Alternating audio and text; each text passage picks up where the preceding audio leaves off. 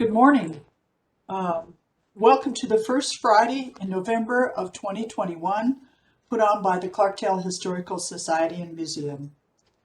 Our speaker today is Janet Cassagio, who will share her research of early landowners in this area. The title of her presentation is Clarkdale Before 1912.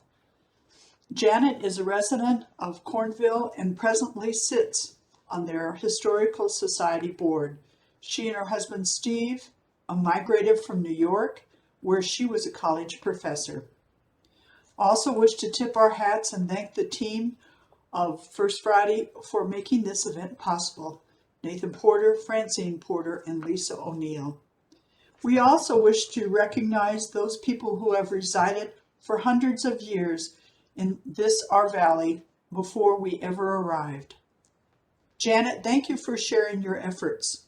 And so all of you know, this is being recorded and will be placed on our website within the next week or so. Janet?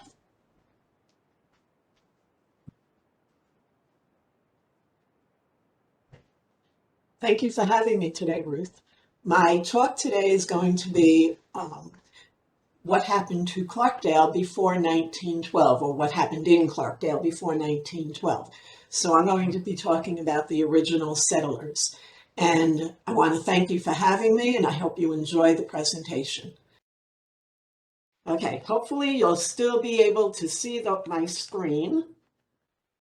And is enabled to save audio highlights. Can I close this, or should I just leave it open? Yeah, that's the best you can do. Okay, so you've seen these signs around town. Clarkdale was founded in 1912. So I've had numerous discussions with Ruth about what was here before that. So what we're going to be talking today is about what was here before that. And if I can get my screen to move.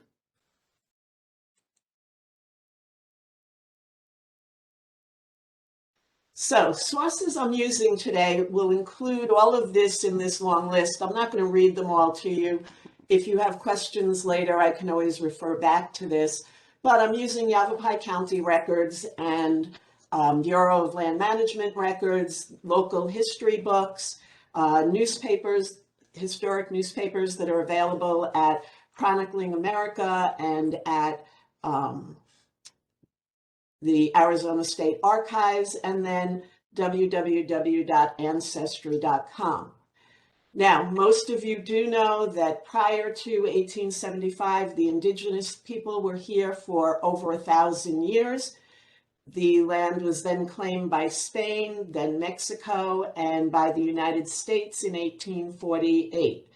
And once the United States claimed the land, it did not go well for the indigenous people. The Yavapai and Apache who were here at that time were moved to the reservation in October of 1871. And we can see this map from the Yavapai Nation showing that Clarkdale is really right in the center of the reservation. And this reservation was in existence until April of 1875, when the order was revoked by the federal government.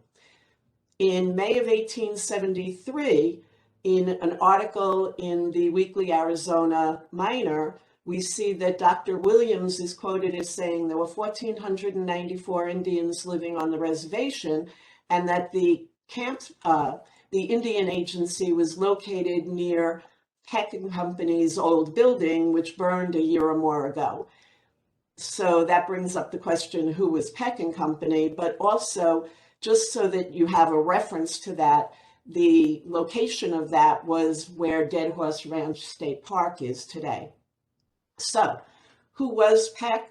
Glenda Farley tells us in her blogs, in a few different ones, that she found information in the History of Arizona by Thomas Edwin Farish that was written in 1915. This is a picture of Edmund Peck from that same book. And he secured the first hay contract at Fort Whipple in 1863.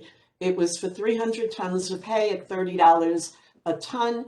He came over the mountain from Fort Whipple to near the Verde River and a lake he found. He completed his contract in early 1864, and then he moved on to Granite Creek. He and his associates were credited with building the first road into the Verde Valley in order to drag this hay. And in September of 1870, they named the lake after him and his associates in thanks for being here and recognizing that lake. In December of 1870, the Weekly Arizona Miner mentioned that a number of people were at Camp Verde and moving to settle up near Peck's Lake. But we know those people, we don't know who they were, but we do know they didn't stay long because 10 months later it became part of the reservation and there's no record of them living here at that point. Oops. Let's see if we can go back.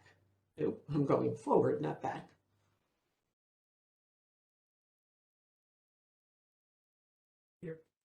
There it is. Sorry. So, sorry about that. There's a message across my screen, so I can't see where the buttons are. Yeah. So, what I did next was I had to find out specifically where Clarkdale was based on the public land survey system. And this system has been used in the United States since 1785. And what it does is it creates a grid from a starting point. In this case, it's the center line where the Gila River meets the Salt River. And it then creates this grid system with areas going east to west are called ranges and north to south are called townships. So Clarkdale, according to the Yavapai County map, is 3 ranges to the east and 16 or 15 townships to the north. And we see that on their map with Township 16 Range 3 East or Township 15 Range 3 East. Clarkdale is the part in the light beige on this screen.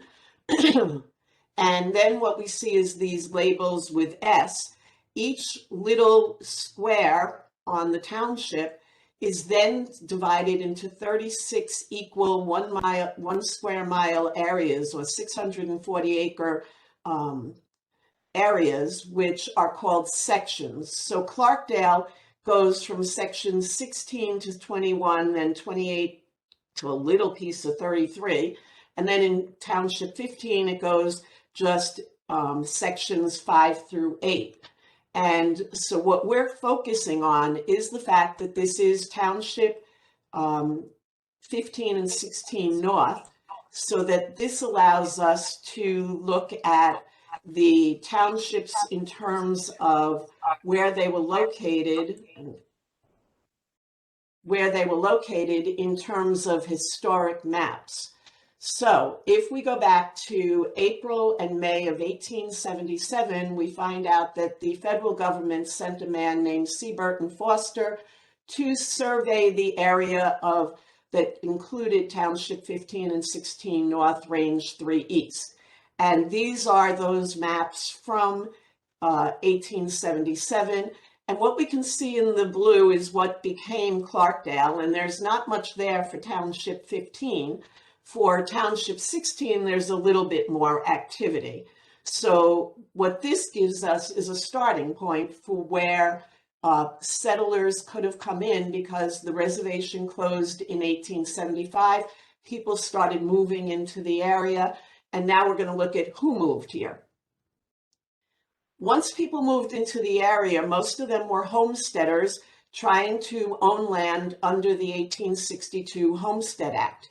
In order to get the land, they had to file in Prescott or Phoenix for a specific land area, pay a $2 filing fee plus a $10 fee to the government. They had to live on the land for 5 years, build a house, make improvements, and then they had to prove up by having their neighbors swear that they made these improvements, pay $6, and they would get what was called their homestead certificate. And then from there, they would get an official land patent from the government, transferring title from the US government to them, and they would become the first landowners. If we look specifically at Township 15, there are 4 sections in Township 15 that became part of Clarkdale. But if we look at the 1877 map, there's nothing there other than a line mentioning the Black Hills. What happened here was Siebert and Foster didn't survey this area. He left it as just a blank area on his map, and it didn't actually get surveyed until November of 1917. It didn't become part of Clarkdale until January 31st, 2002, when Clarkdale annexed that area. So what we have here is just a blank space in this area. There was one man, Handel E. Owen, who applied for a homestead here in 1899, but he never proved up, and he was gone by 1905. So if I'm doing a history prior to 1912, there's nothing really to report about in Township 15 North. So we're done with that township. Now we're going to go to Township 16 North. And this is the part of the map that we're really interested in, the part that became Clarkdale. And in 1877, we can see the Verde River has its name, Black Hills has its name, and even Peck's Lake has its name on the map. We can also see the name Jordan, down at the bottom, the name Kell, which is kind of hard to read through the Black Hills, but also the name Hawkins. Now with Hawkins, half of Hawkins' land is in Cottonwood, the other half is in Clarkdale. But we're going to just focus on these 3 and try and figure out who got here first. So first place I went was the Bureau of Land Management tract books at familysearch.org. And those are recorded based on township and range. So you can see up at the top, and this is just an excerpt from it, but you can see up at the top that it's Township 16, Range 3 East. And then in these books, what happens is there are 3 sections per page. And what it gives you is the history of that section from the first entry that they know about, which was prior to the survey in most cases, up until a land patent was issued by the federal government.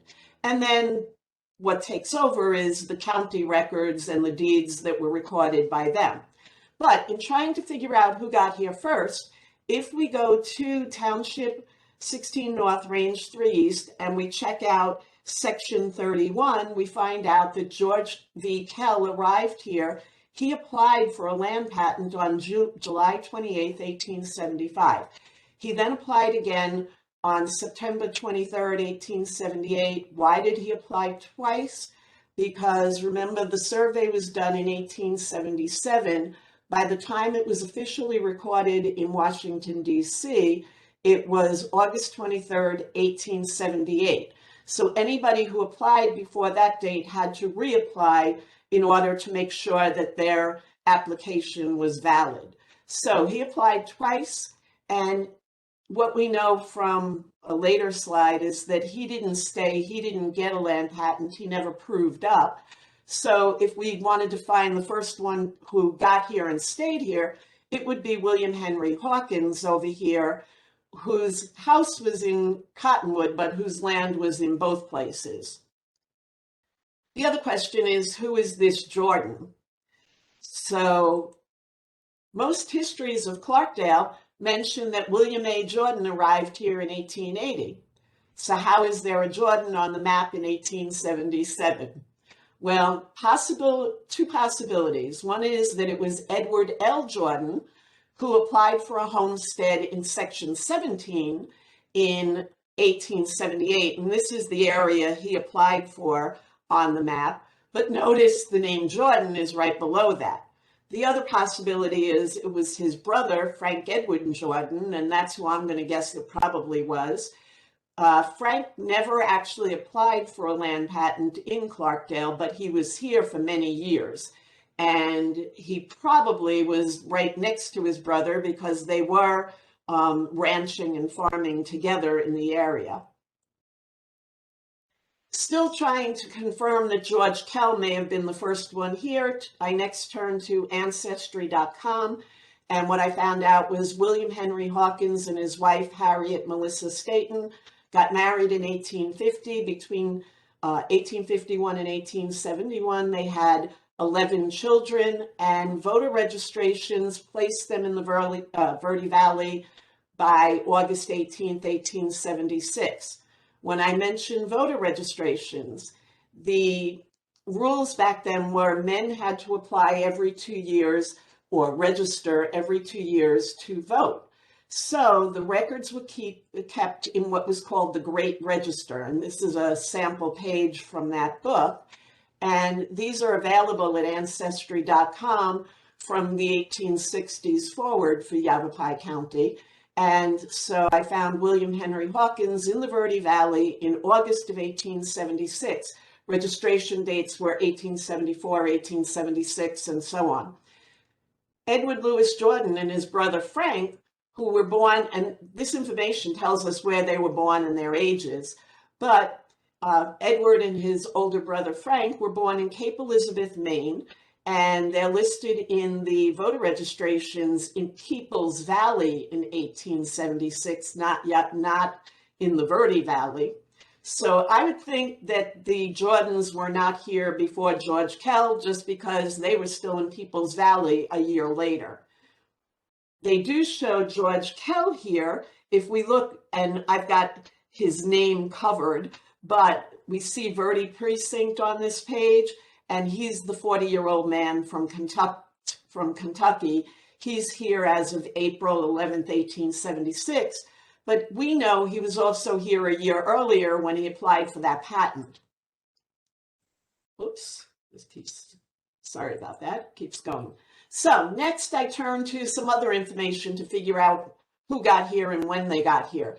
So these are photos of William Henry Hawkins and Dr. Lee Andrew Hawkins, his son, from Ancestry. But I turned to Glenda Farley's blogs, and what I found was that the Hawkins and Bristow families arrived in Central Verde on August 17, 1875, and we're told that the Hawkins family continued up the Verde River to near Peck's Lake and purchased improvements from Andy Ruffner. So that knocks the Hawkins family off our list of who got here first, because Andy Ruffner was here before the Hawkins family. Interestingly, Ruffner is listed on the 1877 map in Cottonwood, but he's listed exactly where Thomas Goodwin applied for a land patent in 1875 and again in 1878. So I'm not entirely sure where Ruffner was, but he was actually in Cottonwood, not in Clarkdale. And Lee Hawkins, almost 50 years later, mentions that his dad did buy the improvements from Ruffner. So we know Hawkins was not here first, and Ruffner was probably across the way. So when I asked the question, who got here first, Andy Ruffner or George Kell, something interesting I found was that we said the Indian Agency was located where Dead Horse Ranch State Park is these days, but in fact, Glenda Farley tells us that in June of 1873, they moved the headquarters and the Indian Agency about 2.5 miles to the west to where Haskell Springs is today. And they did that because of a problem with malaria with the soldiers and the scouts and the like. And by December of 1874, the soldiers and scouts had built 2 adobe buildings. Those adobe buildings were used for a barracks and for a kitchen and dining space. We know from our history of the Yavapai and Apache that in February of 1875, the Native Americans were removed from the reservation.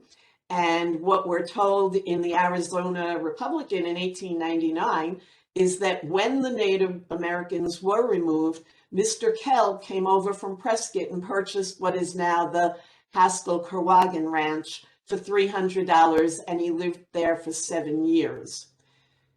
If we look at Pioneer Stories of the Verde Valley, we're told that in April of that year, Jinsey Jane Kasner and her 5 sons and their wives also moved on to the Haskell-Kerwagan Ranch.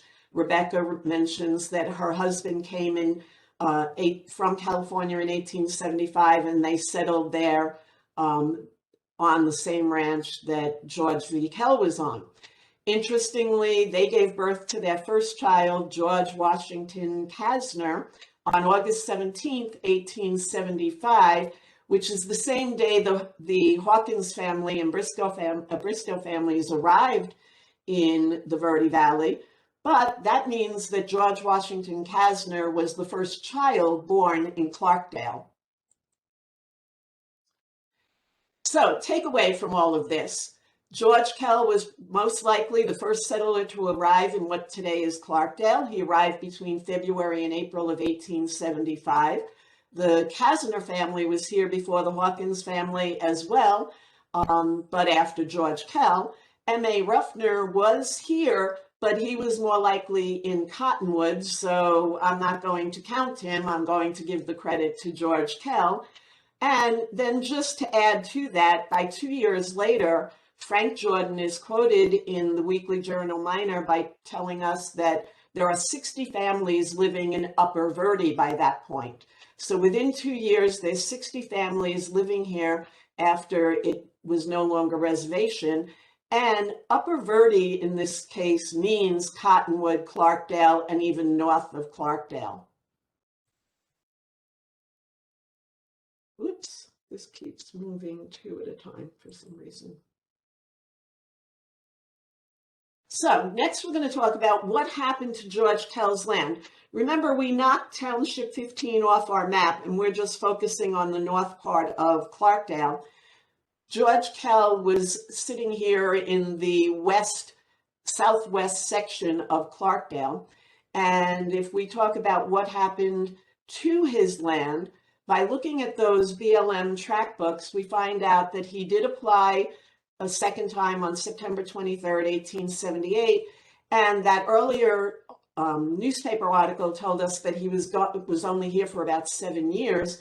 So what we see is that's confirmed in this book because John Goodwin applied for the same section of land on January 24th, 1873. We also see that he was here for only about 18 months. And then a man named James Fine applied for the same section. He was here for only about 6 weeks and he was gone. And then Alvin Haskell applied for the southeast section, 160 acres on August 20th, 1884. And he received his final certificate in September of 1890. So let's learn a little bit more about Alvin Haskell. I'm sure you've all heard of Haskell Springs. This is his homestead certificate, which is the final certificate when the neighbors show that he proved up. And you can see it was issued in Prescott on September 29th, 1890. The 1870 census shows Alvin living in Prescott, working as a farmer. The Arizona Weekly Miner tells us that he got married to Ellen Miles on New Year's Day in 1877, and at the time he was in the lumber business. The 1880 census shows him in Prescott, married to Ellen Miles Haskell with a daughter named Elva, and he's the proprietor of a sash factory. And then his wife Ellen died on October 5th, 1884. And sometime between 1876 and before his wife died, he had formed a partnership with John Kerwagan in the Haskell-Kerwagan fruit farm. We're not quite sure of the dates because different histories have different dates, but it was sometime in that 8-year period. He had applied for the land patent just 6 weeks before his wife died, and he continued to get it. So the question is, who is this John Kerwagan? John Cahuagin was born in Germany and came to the U.S. as a child. By 1874, he was living at Fort Whipple. In 1879, he married Fanny O'Brien, and in 1881, they had a daughter named Rosemary. In 1893, the couple separated, and the wife and daughter moved to Prescott. They never went too far. They were in Prescott, but they were not living in Black Hills, in the Black Hills area anymore. Now, John Cahuagin applied on September 9th, 1895 for the land adjacent to Alvin Haskell and another 160 acres to expand their land. And the 1900 census shows that Al and John Cahuagin were living together at the ranch, and they were partners in the farm and orchard. On December 16th, 1902, a man named Brian Cowles, a ranch employee, shot John Cahuagin in the head, murdering him. And the inquest, which is interesting reading at Ancestry.com, tells us that about a year earlier, Cowles and Cahuagin had had a fight, and Cowles had said at the time, "If you ever slap me in the face or pull on my beard again, I will kill you." Well, on December 16th, 1902, they delivered produce to Jerome, stopped at a saloon to get a drink on their way back. They only had one drink. They were not drunk, but apparently between the saloon and the ranch, they got into an argument, and Cahuagin either slapped him or pulled his beard, because next thing that happened was when they got back, Cahuagin and Haskell had dinner. Cowles said he wasn't hungry, but when Haskell went out to milk a cow, Cowles went into the house, shot John Cahuagin in the back of the head and killed him, came out, confessed to Haskell that he had done it, and while Haskell walked to Jerome to get the sheriff, Cowles committed suicide. So that was the end of the problem for the most part. Now, John's daughter, Rose, inherited his half of the business and his land. So next question is, let me just see. Sorry about that, but I'm clicking too hard, I think. So next thing, what happened to that land? This might be a familiar picture to you. It's just a shot from Google Maps, but it shows Haskell Springs right now, and what you can see there is the water tanks. So Haskell Springs became the water supply for United Verde Copper and for the new town, and it's still in use today. But what we find out is that Rose Cahuagin Holiday, by 1906 she had married, sold her share of the 320 acres, so her 160 acres, to Walter C. Miller on August 18th, 1906. Alvin Haskell sold his to Walter C. Miller also on September 1st, 1906. Then Walter C. Miller took the entire 320 acres and transferred it to United Verde Copper on September 4th, 1906. The middle part here is just confirming that this was the first land obtained by United Verde Copper on September 4th, 1906 for $9,000.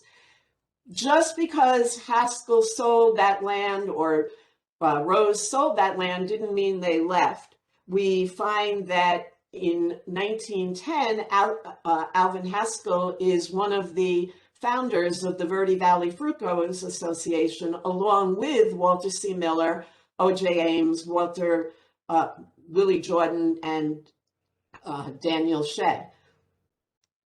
Also, in January 1912, we do find he's finally leaving his ranch. So almost 6 years after he sold it, he's finally leaving the ranch and moving somewhere else. Since I mentioned Walter C. Miller, who is Walter C. Miller? Walter C. Miller was the son of Theodore F. Miller and Mary Margaret Clark Miller. He was the nephew of Senator William Andrews Clark, and this is his wedding photo. His wife Laura is in the center and he's standing behind her. You may be familiar with the name Miller because of the T.F. Miller stores in Clarkdale and Jerome. They were owned by his father, but Walter Miller was an employee of his uncle, Senator Clark. He also was one of the founders of the Coconino Cattle Company in 1906 with P.T. Hurley and W.H. Cox. And as mentioned on the screen before this, he was one of the founders of the Verde Valley Fruit Growers Association. Now, we've done Haskell and Cahuagan in quite a bit of detail. We're going to do a little less detail on the rest of Clarkdale, not talking about or tracing who was here, necessarily applying and not proving up, but we are going to talk about what happened to the land.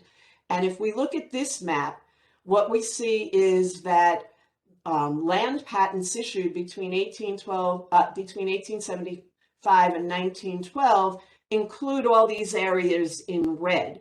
For those of you who are interested, I am donating a very large map showing all of these areas. It's actually sitting behind me, but you can't see it. Maybe you can see the top corner of it. But if in the future you want to stop by the Historical Society when they're open, you can check where you live compared to whose land patent you're living on. What you'll see here is most of the area of Clarkdale, including that original town site, was owned by the Santa Fe Railroad. What we see here is a large area owned by Santa Fe Railroad. We also see another 40 acres over on this side of the map. We see there's a bunch of land owned by the state of Arizona.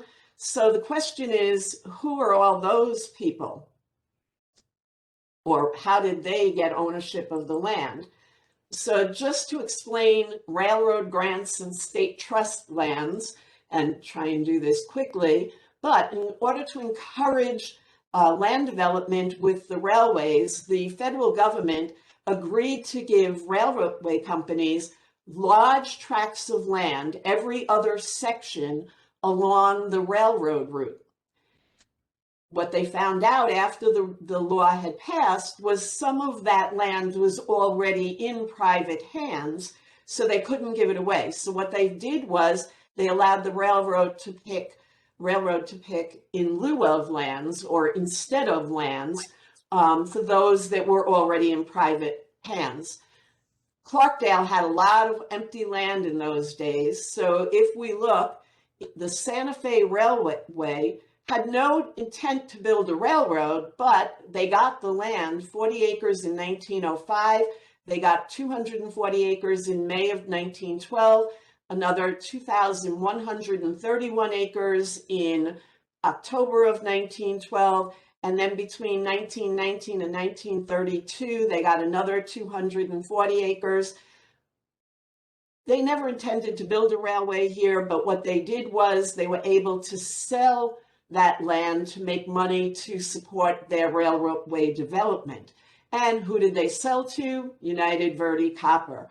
So on November 29th, 1912, United Verde Copper had the 2,400 acres that the Santa Fe Railway owned in Clarkdale. State trust lands worked in a similar way. In 1910, they passed a law saying that in every township, sections 2, 16, 32, and 36 would be given to the states so they could build schools. Well, what happened was that law wasn't passed until 1910. Land was already owned in other areas, so they also had that in lieu of clause. But in Clarkdale, they were given the entire section 16 and part of 32, because, for example, Rose Cahuagan already owned some land over there. So they got in lieu of lands instead of that, but whatever was available in section 32, they got. If we take out the state trust lands, railroad grants, and Haskell and Cahuagan, we're left with 10 homesteaders that we're just going to talk about in terms of who they were and what happened to their land. So first one I'll mention, William Henry Hawkins, we heard his name earlier. The Hawkins family, we know, arrived in 1875 and moved up here. He applied for his land patent in August of 1876, but William Henry Hawkins died in 1883 before he actually got his land patent. So when it was time to issue that land patent, it was issued to his wife, Harriet. And Harriet Hawkins got the first land patent in Clarkdale on September 3rd, 1884. So not William Henry, but Harriet Hawkins is the first actual landholder in Clarkdale. She lived here until her death in December of 1895, but just a few weeks before she died on November 26, 1895, she transferred title to her son Emery, and he held on to it until 1899, at which point he sold it to R.E. Thompson. R.E. Thompson held on to it for not very long, but he sold it to Henry J. Allen and C.W. Woods in November of 1900. Now, the name right above Hawkins on this map is Wilbur, but in reality, this was Harriet's eldest son, David. And when the Hawkins and Bristow families arrived in August of 1875, they had with them Harriet's eldest son, David, and Reverend Bristow's daughter, Talitha. And they met on the wagon train, and when they got here 2 weeks later, they went to Prescott and got married on September 3rd, 1875. David applied for a land patent directly adjacent to and north of his parents, but unfortunately he died in 1882 before he could prove up. His wife continued the patent and she proved up, but by that time she was married to a man named William F. Wilbur, so this patent was issued in the name of Talitha Wilbur. It was actually Talitha Bristow Hawkins Wilbur. She got her patent on November 23rd, 1891. And what's interesting is that's the same date as Alvin Haskell got his patent. So what we have is two of the first three landholders in Clarkdale were females. Now, Talitha held on to her land until 1896 when her and her husband sold it to the Reverend Romulus Windus. He's pictured up here with his wife Magdalena, and they held on to it for a few years, and then they sold it to Henry J. Allen and C.W. Woods on September 12th, 1900.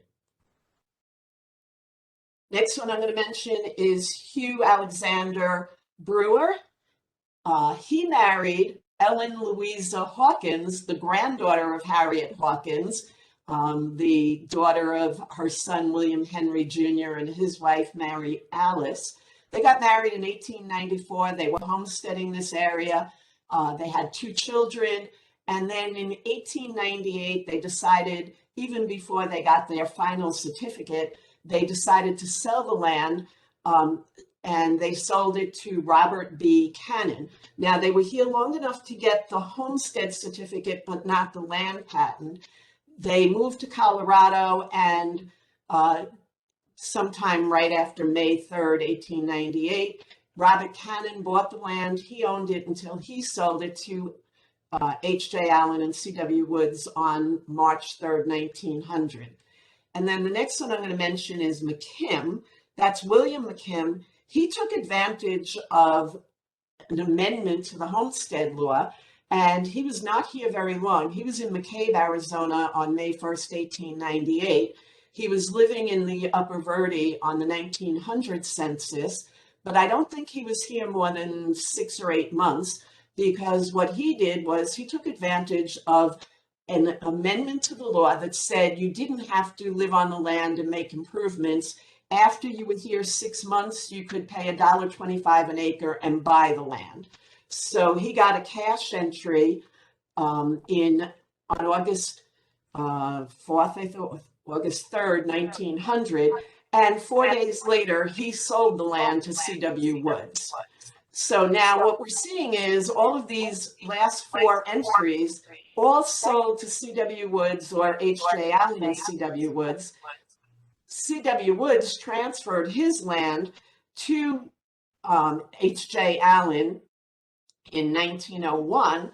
So in 1901, what we have is the Allen Ranch. And it took in the Brewer, the McKim, the Wilbur, and the Hawkins land patents. It was 320 acres, and it was owned by Henry J. Allen. And on the 1900 census, him and his wife, Arabella, are living with their 3 children in Jerome, and he's an employee of Senator Clark. He died in 1904, and the coroner's records there show that he committed suicide. What's interesting about this one is the people who testified were C.W. Woods and Walter C. Miller, and they say he was an employee of William Clark who had resigned. Reading through the testimony, he resigned the day before he committed suicide. And they say that what happened was he had threatened to kill Walter Miller and a Mr. Cox, and they didn't even know of the threat. Somebody else told them about the threat, and they said, we didn't even have an argument with him. We don't know why he was going to kill us. So the end result of the testimony was that they suggested Henry J. Allen had suffered from temporary insanity. In the meantime, I mentioned Mr. Cox. Remember, he was one of the founders of the Coconino Cattle Company with Walter C. Miller. He also was a butcher, and he lived in Jerome for a long time. C.W. Woods, who we've been hearing about, was Charles Winter Woods. He was a physician, but he was also employed by Senator Clark. And on the 1900 census, he's a physician at United Verde Hospital. Henry J. Allen's wife, Arabella, inherited the 320-acre Allen Ranch, but it took a little over two years for probate to be completed, so she didn't officially inherit the land until February 28, 1906, at which point she transferred or sold the land to Helen and Frank Petschauer. And I think on the previous slide I had Helena. That's because her official name was Helena, but she was also known as Helen. Anyway, Frank and Helen were born in Yugoslavia by the early 1900s. They were here in Clarkdale, and they purchased the 320-acre Allen Ranch. Then on October 11th, 1911, they sold it to United Verde Copper. They moved to Cornville, where they lived for the rest of their lives. But they also had a ranch near Montezuma Wells, so you sometimes read stories of them being over there as well. Next, I'm going to mention Susan Rogers, going back to the map. She was the widow of Enoch Rogers. She got her homestead. She filed first in 1897. She was there for almost 20 years when she died in 1917. Probate took over 3 years for her, and by that time, she only had 1 child of her 6 living, and that was Mrs. Josephine Bennett, who inherited her ranch in September of 1920. She held on to it until United Verde bought it in 1923. Next, finally, the name Jordan that you're probably familiar with. So William or Willie Albion Jordan was born in Cape Elizabeth, Maine. Why do I mention that? Because remember the Jordan brothers earlier? They were born in the same town. They are not related in terms of a family tree, but interestingly, they were all born in the same town and they have the same last name. And when they got here, they had a lot of business dealings together, whether it was in mining or farming or whatever. In Willie's own words, he arrived in November 1880. He mentions this in Pioneer Stories, and he says that his land patent, his original land patent, was where the smelter was located. He applied for his land patent in March of 1884, but it took him a while. He didn't prove up until April of 1895, and on May 22nd, 1911, he sold the land to Will L. Clark. Will L. Clark transferred it one day later to United Verde. So you might be wondering, who's Will L. Clark? That's not Senator Clark. Well, Will L. Clark was a manager for United Verde Copper Company, and as family trees will show, he's not really closely related to William Clark. The only thing they have in common is they were both involved in mining in Montana. But he came to live in Clarkdale and was here. He homesteaded in Cottonwood. He owned businesses in Jerome, but no connection to the senator. A little bit more about the Jordans. So Willie married Annie Tabitha Bristow, daughter of Reverend Bristow, where we heard that name before. Remember, David Hawkins married Talitha Bristow. So Willie married her sister, Annie. They got married in 1889, and they had 9 children over the next 20 years. Here's a photo of them with all 9 children. They homesteaded the land right here, but they also, in 1899, purchased 320 acres that had been homesteaded by John C. Duff, and they owned that land as well. So they sold the original homestead in 1911, but they held on to this land until January of 1913, sold it to O.J. Ames, who sold it to United Verde Copper in November of 1913. Next, I'll mention the Humbert brothers. They came in the mid-1890s with their mother, and their mother actually was trying to homestead that McKim land, but she unfortunately died before she proved up, and the sons didn't follow through with that land patent, so William McKim got it. But Jules and August Humbert were born in Illinois, and they came here with their mom. They were homesteading 320 acres, and Jules started selling it off. He sold 5 acres to Willie Jordan up in the north part in 1903. He then sold part of the land to United Verde in June of 1911.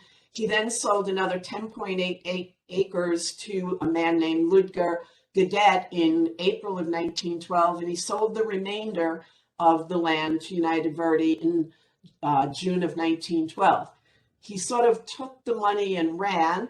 He, at 50 years old, left Clarkdale and moved to Cornville, bought a ranch there, and got married with a mail-order bride named Flora Bourgeois, who they got married just 2 weeks after he made the final sale of the land here.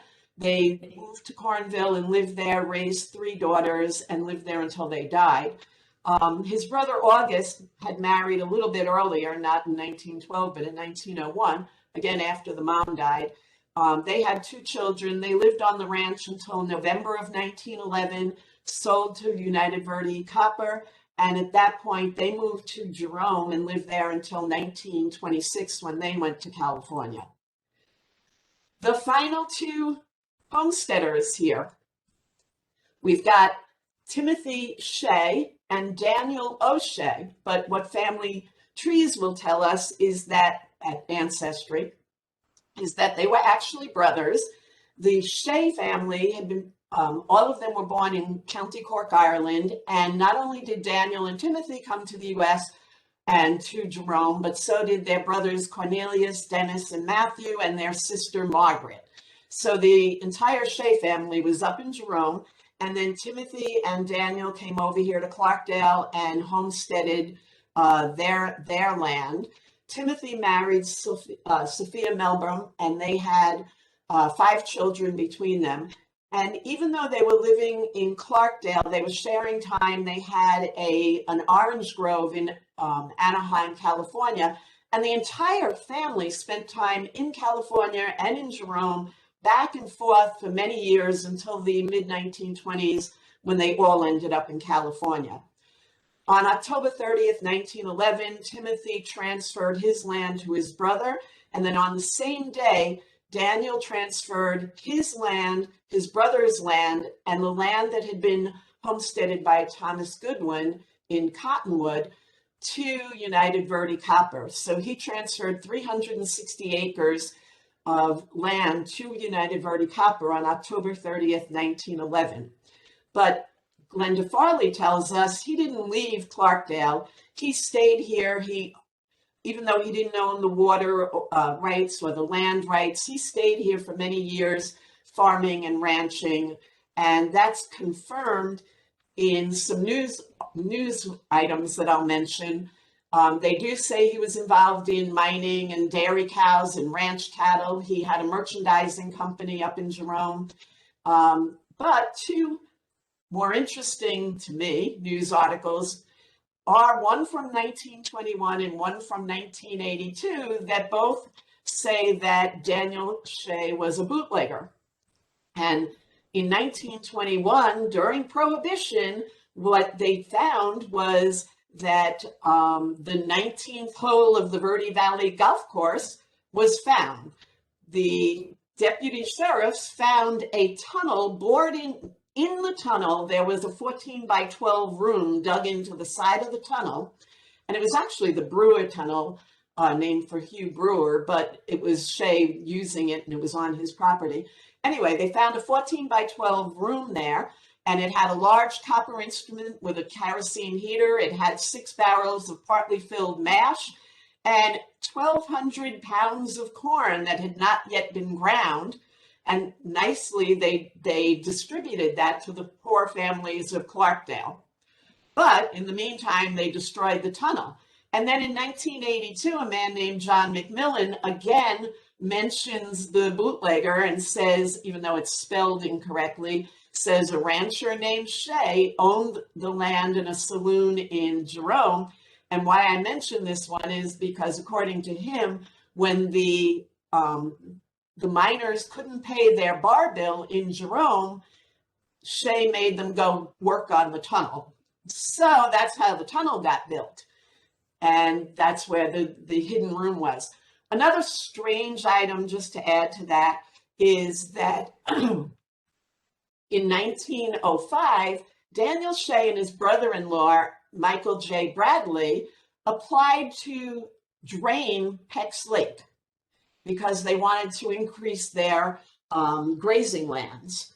And luckily, the county supervisors said, dry land being so much in excess of water in this territory, we don't think that's a good idea. So Peck would have drained Peck's Lake, Daniel Shea would have drained Peck's Lake if he could have, but he didn't. In summary, I'm not going to read all of these, just to point out what happened to all 12 land patents. 1906, Haskell and Coagan went to United Verde. 1911, between May and November, all of the other land, except for Susan Rogers and the 10.88 acres that Jules sold to Ludger Gadet, all went to United Verde Copper. The last of those acres, the 10.88 and Susan Rogers' land, went to United Verde Copper in 1923. And on that note, I'm done. So, any questions?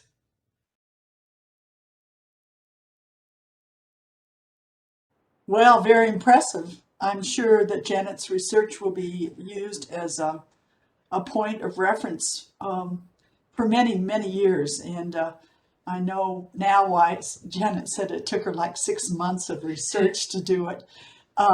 We all want to thank her, and hopefully that maybe she'll work with our archivists in the future, teaching them about all the tricks of the trade. Thank you very much.